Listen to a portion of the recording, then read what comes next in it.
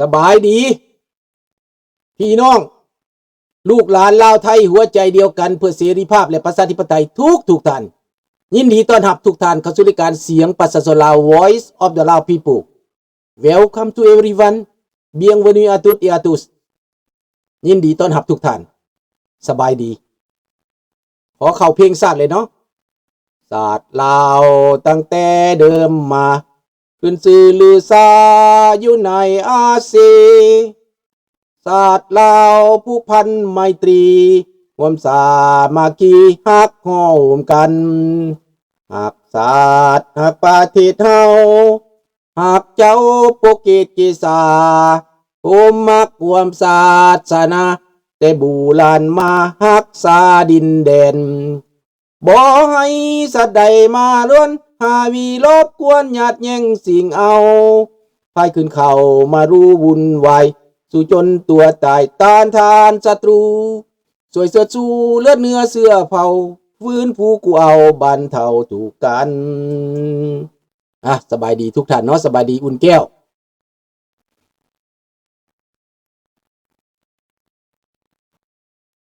เข้ารายการเฮาเลยมื้อนี้นะพี่น้องประเด็นเฮานี่มื้อนี้50 ปี50 ปีแห่งความโศกเศร้า50 ปีแห่งความหายนะ50 ปีแห่งความอับประโยชน์แม่นข่อย73เนาะ50 ปีแห่งความอับประโยชน์50 ปีแห่งบ้านเมืองอยู่ในระบอบอันป่าเถื่อนอยู่ในระบอบที่เนรคุณอยู่ในระบอบที่อับประโยชน์ด้วยการนำพาของแก้วหัวขอดแก้วไกรสอนแก้วสุพรรณวงศ์ตระกูลแก้วแก้วคำไตแก้วนูหักแก้วสมานวิญญาเกตล้วนแต่แก้วทั้งหมดที่เข้ามายึดครองลาวคนลาวที่อยู่ในแผ่นดินลาวก่อน1975หนีไปครึ่งประเทศหนีไปอยู่ฝรั่งเศสหนีไปอยู่อังกฤษหนีไปอยู่อเมริกาหนีไปอยู่แคนาดาหนีไปออสเตรเลียหนีไปทั่วทุกแห่งทุกคนในโลกนี่เยอรมันนิวซีแลนด์ออสเตรเลียไปเบิดไปทุกแห่งทุกหนหนีไปพวกที่ว่ามีเป็นปัญญาชนอยู่บ่ได้เหลือแต่ไผเหลือที่พวกหลงทิพย์หลงแดนพวกหลงเสือที่ไปเป็นเครื่องมือเขาในปี1974 73ข้าพเจ้าเริ่มเห็นแล้วบักอินโปงบักอินแปงบักคำห้อยบักเสมอมุทไลข้าพเจ้าเห็นเบิด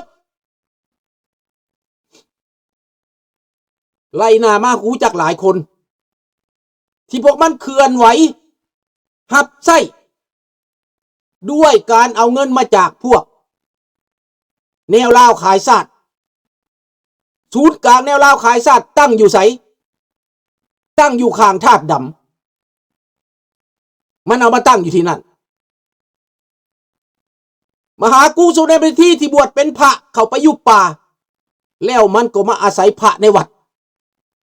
โฆษณาส่วนเสือไปทุกแห่งหนทุกบนแห่งนั้นนับนักเรียนนักศึกษาครูบาอาจารย์มันไปปลุกระดมด้วยการว่าจะให้จะมีสิทธิ์มีเสียงจะเป็นหน้าเป็นตาจะได้เป็นเจ้าเป็นนายพวกลูกเจ้าลูกนายมันโจมตีนาจำปาสักสนานิกรหลายนามสกุลมันเอาที่มันออกมาด่ามาปล่อย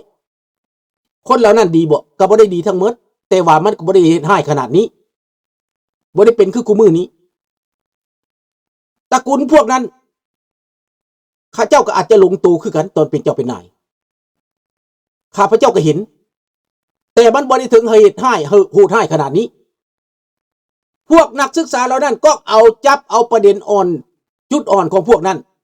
มาโจมตีโฆษณาส่วนเสือประชาชนตามท้องถิ่นชนบทต่าง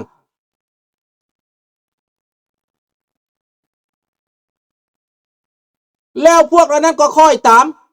พวกนักศึกษารุ่นน้องป .6 ป .5 มัธยมปีที่1ที่2ที่3ที่4ถูกปลุกระดมให้คนล้มระบอบการปกครองพระราชจักรลาวอันมีพระมหากษัตริย์เป็นประมุขพี่น้องคนล้มลงแล้วสิสร้างตั้งระบอบใหม่สิใสห้องสิห่วงเงื่องเหลืองเหลื่อมสิดีกว่าเก่าร้อยเท่าพันเท่าสิบ่มีการซอราดบังหลวงสิบ่มีการคอร์รัปชันสิบ่มีโสเพณีสิบ่มีแม่จ้างนางเลงสิเกี้ยงห้าปานหน้ากองใสสิเสมอภาค Égalité Fraternité Solidarité เป็นกลางเอกราชวัฒนถาวรมันหวาดเอาแต่มันสิเว้าเอาแต่มันสิว่าข้าพเจ้าก็บ่เชื่อเป็นหยังจังบ่เชื่อเพราะข้าพเจ้าไปศึกษาเบิ่งคอมมิวนิสต์มันเป็นจังไดข้าพเจ้านี่ค้นคว้าต่างเด้พวกหมู่ของข้าพเจ้านี่เชื่อเอาการเมือง18ข้อมากลางต่อหน้าข้าพเจ้าชื่อได้ดีไผเอามาเสี่ยวของข้าพเจ้าท้าวเวทคำวงศ์วรราชน้องของแสนคำวงศ์วรราชเตียวนี่เสี่ยวของข้าพเจ้าอยู่ไสอยู่เยอรมันเวทคำวงศ์วรราชเรียนจบจากเซโกพี่น้องไปเรียนเซโก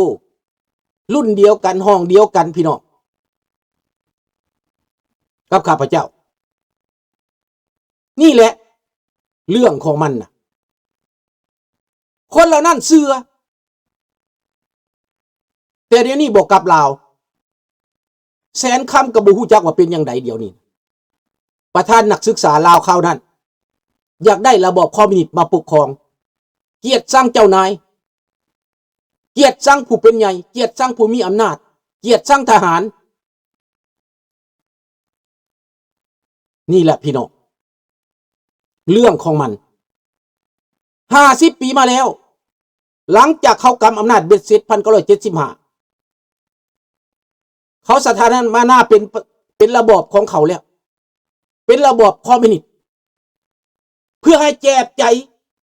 ว่ามันสิเป็นจังไดคอมมิวนิสต์นี่นะลุงสุนทราก็อยากหนีอยากไปจะเว้าให้มันละเอียดเด้อพี่น้องเด้อมื้อนี้เด้อพอให้พี่น้องลูกหลานได้เข้าใจอยากไปฝรั่งอยู่อยากหนีไปอยู่แต่ว่าตัดสินใจบ่ไปเพราะตอนนั้น1973มีความหักมีแฟนว่าซั่นไป1974ข้าพเจ้าก็เลยเอาเมียเอาแฟนมาเป็นเมียหั่นล่ะคนเดียวนั่นแหละตั้งแต่พูดแหละฮอดเดียวนี้แหละเมียบ่อยากไปเมียหักพ่อหักแม่บ่อยากหนีก็เลยได้อยู่นำเมียก็เป็นโอกาสที่ศึกษาระบอบคอมมิวนิสต์ไปด้วยมันสิแม่นตามคำเขาเว้าบ่เบื้องต้นก็ตัดสินใจอยู่ต่อและเฮาจึงฮู้จักความจริงพี่น้องสิล้างสมองข้าพเจ้าสิล้างสมองข้าพเจ้าให้เป็นคอมมิวนิสต์แต่ข้าพเจ้าบ่เอาในใจว่าโนบ่เชื่อแล้วเป็นหยังจังบ่เชื่อเฮามาเห็นคนที่ว่าบ่มีความรู้มาข่มเหง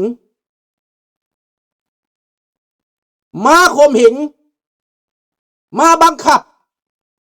มาปราบปรามมาเค้นฆ่าหาวีประชาชนตัวเอง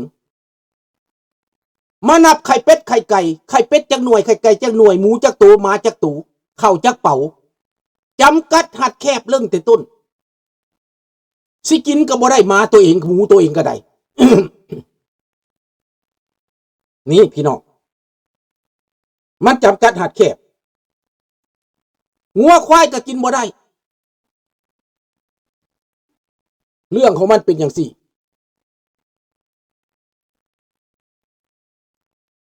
และการโฆษณาส่วนเสือทุกมือในโรงเรียนโฆษณาให้เกียรติสั่งให้สั่งเล่าด้วยกันนะให้หักแก้วว่าเป็นพี่น้องเข้าเมนฮักฟักเส้นหนึ่งกับปันกันกินพี่น้องลาวพี่น้องเวียด พี่น้องเจ็กพี่น้องจีนพี่น้องโซเวียตรัสเซียเป็นน้ำหนึ่งใจเดียวได้พี่น้องซ้ำนี้ก็เฮ็ดให้ข้าพเจ้าเข้าใจแล้วว่าเป็นไปบ่ได้แล้วเฮานี่เป็นทาสเขาแล้วเฮานี่ถือเขาล่างสมองแล้วจังหาทางหนีพี่น้องเอ๋ย1979จังหนีได้ด้วยสาเหตุที่มันเจ็บปวดด้วยสาเหตุที่มันบาดแผลตัวนี้นักหนาสาหัสแต่ก็รอดมาได้ผ่านมาฮอดประเทศแคนาดาได้นี่แหละมันเป็นแบบนี้แหละไม่โดนจับเลยตอนนี้เกือบถูกจับอยู่ดอนประแดกธาตุพนมเดินขึ้นตะฟังตะลิงก็สากปืนจี้ใส่เลยมันอยู่ดอนประแดกหยุดปืนอากาศแตกภาพใส่แล่นขึ้นดอนขึ้นไปตำรวจไทยจับรอดบ่ตายอยู่หันแต่ส่วนใหญ่แล้วก็ตายคนลาวเนี่ยหนีตายหลายน้ำคลองจนขุ่นเนอะจะบ่เล่ามือนี่จะบ่เล่าจะมาเว้าเรื่องเหตุผลว่าจะมาเว้าเรื่องเหตุผลว่าล่างสมองมือนี่นะ50 ปีพวกที่อยู่พวกที่ไปก็ไปแล้วหนีแล้วเป็นอพยพไปแล้วล้านกว่าคนเริ่มต้นใน10 ปีเบื้องต้นนั้น800,000 คนแต่เดี๋ยวนี้มาเป็นล้านหา2 ล้านคนหนีจากแผ่นดินลาวหนีไปอยู่ต่างประเทศเป็นอพยพแน่หนีไปน้ำพี่น้ำน้องแน่รวมแล้วเป็น2 ล้านคนนะไปตั้งถิ่นฐานอยู่ต่างประเทศอันนี้แหละพี่น้องความจริงเขาล่างสมองมาอยู่ในประเทศลาวนั้นนับตั้งแต่อนุบาลเขาจะมีตำราสอนให้เกียรติชังสอนให้เกียรติชังพี่ชังน้องสอนให้เกียรติชังคนลาวว่าเป็นปฏิการเป็นซักดินาเป็น CIA เป็นขี้ข่าอเมริกามันก็เชื่อว่าเป็นขี้ข่าอเมริกาผู้ใดไปอยู่อเมริกามันว่าเป็นขี้ข่าอเมริกาเบิดมันว่าพวกบ่มีแผ่นดินมันว่าความเว้าของมันฟังคักๆลาวด้วยกันได้เว้าว่าคนบ่มีแผ่นดิน50 ปีผ่านมาเดี๋ยวนี้เริ่มเข้าใจเริ่มตื่นเริ่มเข้าใจเริ่มตื่นเป็นหยังพอมันซิดสอนให้คนลาวเกลียดชังกันมันสอนให้ลาวนี่ชังกันทำลายกันแบ่งแยกทำลายเพื่อปกครองง่ายภาษาฝรั่งเศสเขาว่า diviser pour mieux régner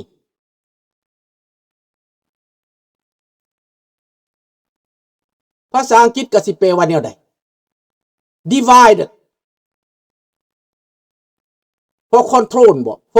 พอ reign พออีหยังมันสิแปลว่าแนวใดมัน divided มันทำลายมันมากพี่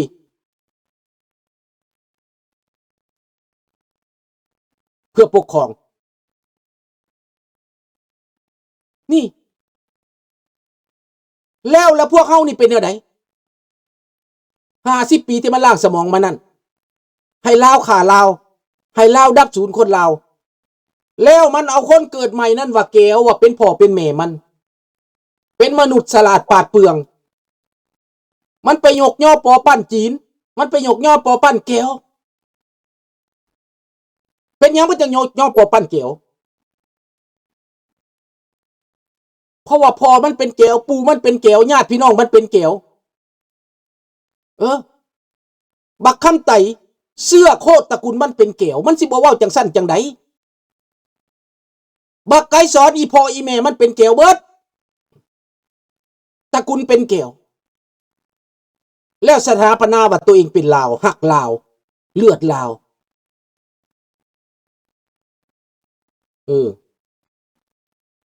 ว่าเรื่องสมองละเฮาคิดเห็นตอนยังสั่งอเมริกาตอนป .4 เขามีปึ้มประวัติศาสตร์ว่า